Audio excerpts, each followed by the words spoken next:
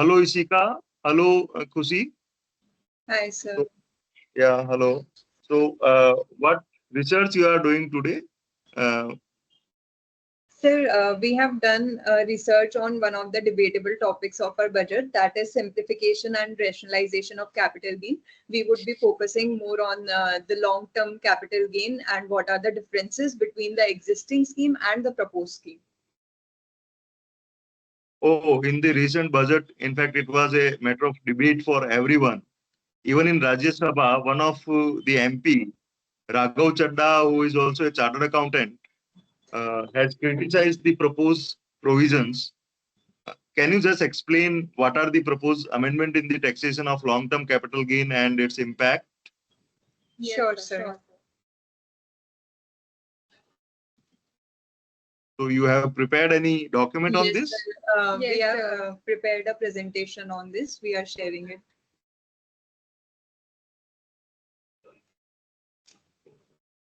So taking forward the discussion, sir पहले तो मैं डिफरेंसेस जो हैं दोनों स्कीम्स में वो डिस्कस करना चाहूंगी. सबसे पहला जो डिफरेंस आया है वो आया है holding period of short term capital asset and long term capital asset.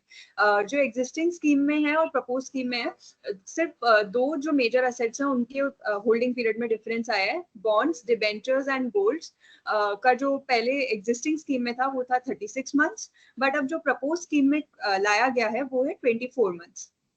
Similarly, for listed units of business trust, it was 36 months in the existing scheme. अब proposed scheme में it is 12 months. अब आते हैं जो major topic है, that is change in tax rate of capital gain. पहले जो है एग्जिस्टिंग स्कीम में short term capital gain under section 111A was taxed at the rate of 15%, but now it is proposed to be taxed at the rate of 20%. Short term capital gain under section 111 वो जो है वो normal slab rate से tax किया जाता था in the existing scheme. Propose scheme में भी वैसा ही आया है. अब long term capital gain under section 112A जो है वो हमारी जो एग्जिस्टिंग स्कीम थी उसमें जो है वो 10% की रेट से टैक्स किया जाता था without any benefit of indexation. अब जो है इसमें बेनिफिट ऑफ इंडेक्सेशन तो नहीं दिया गया, पर अब जो टैक्स रेट है वो 10% से बढ़ के जो है वो 12.5% कर दी गई है. अब next that is long term capital gain under section 112. इसमें जो है विदाउट बेनिफिट ऑफ इंडेक्सेशन अब जो है वो 12.5% कर दिया गया है, but priorly it was 20% with the benefit of indexation. As discussed by Ishika, there were two major changes in the proposed scheme. Now, there is another major change in the proposed scheme, that is about the exemption limit. पहले जो हमारे LTCG होता था long term capital gain, उसके अंदर जो 112A section के अंदर एग्जेम्पशन अवेलेबल थी 1 लाख रुपीज की, जिसे अब प्रपोज करा गया है इंक्रीज करने के लिए 1.25 लाख से.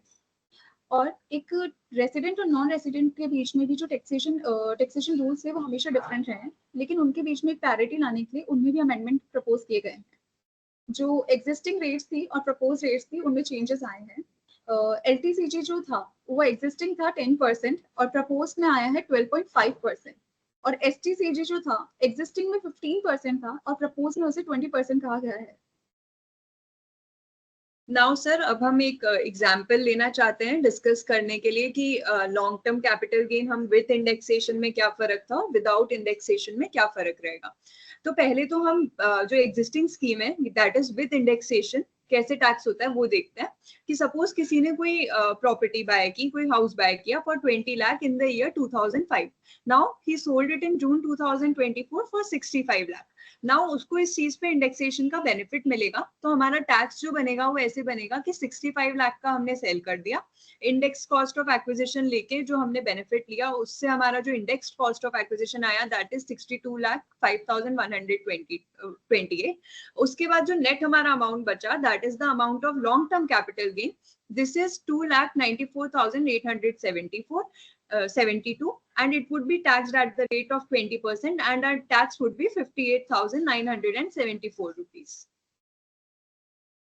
Now I would like to discuss the same example without the indexation benefit. हमारी सेल वैल्यू 65 लाख रुपीस की थी और हमारी जो कॉस्ट ऑफ एक्विजिशन है जो विदाउट इंडेक्सेशन बेनिफिट की ले जाएगी वो 20 लाख रुपीस की ही रहेगी. इसके कारण से हमारा long term capital gain 45 lakh rupees का आएगा एंड एज पर प्रपोज स्कीम इसमें जो टैक्स एप्लीकेबल रहेगा वो 12.5% से रहेगा, जिसके कारण हमारा टैक्स आएगा 5,25,000 रुपीज का।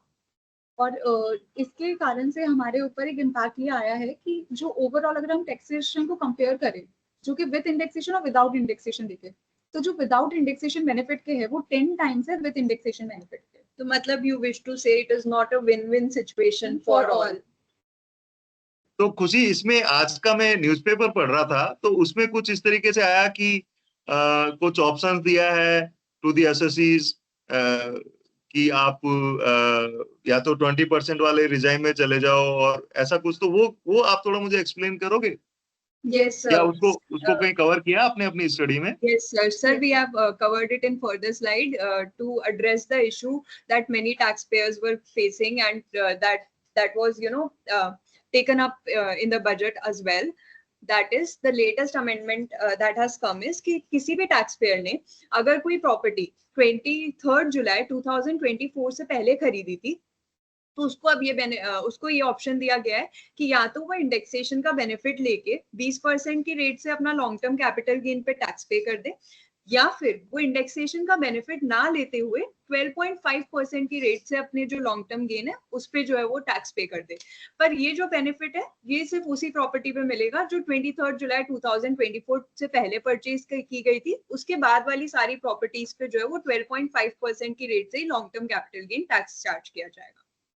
अच्छा, तो ये एक तरीके से ग्रैंड फादरिंग क्लॉज हो गया कि आप पुरानी प्रॉपर्टी के ऊपर you have the options, but if you purchase any new property then this option is not available as and Yes. When you sell the property. Absolutely, sir.